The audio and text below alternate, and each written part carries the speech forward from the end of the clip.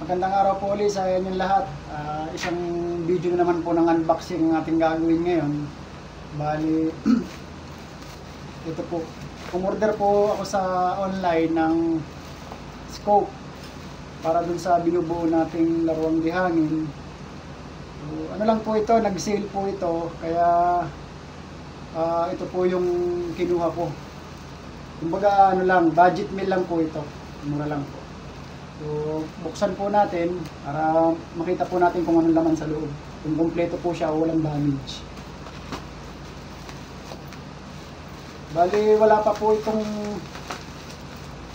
2,000. Nasa 1.8 po yata ito kung hindi ako nagkakamali.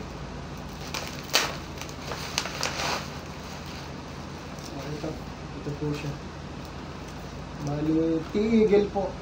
T-Eagle Optics.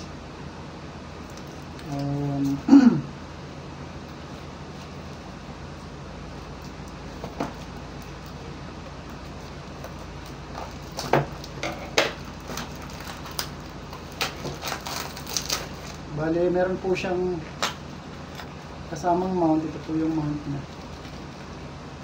Ito po yung mount na kinakabit sa railing papunta sa scope mismo.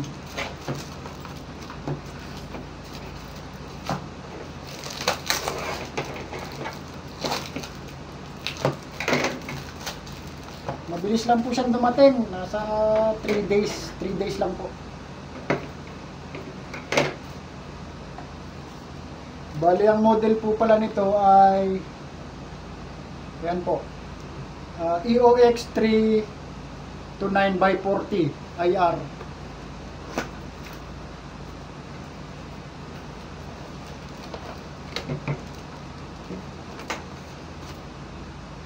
Bali, ito po yung service manual niya. Tapos panglinis po, pangpunas. Ito pa, may isa pang manual. Din ito po mismo yung scope niya. Napakaganda po. Buksan po natin.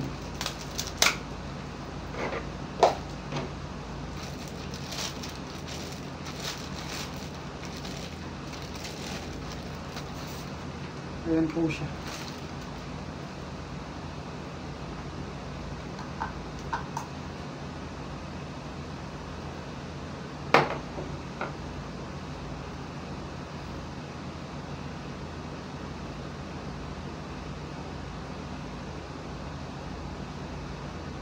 Bali, tama-tama lang po yung laki niya. Hindi naman siya ganun ka-liit, hindi rin siya ganun kalaki. So, tama-tama lang po. Ayan po siya. Eagle.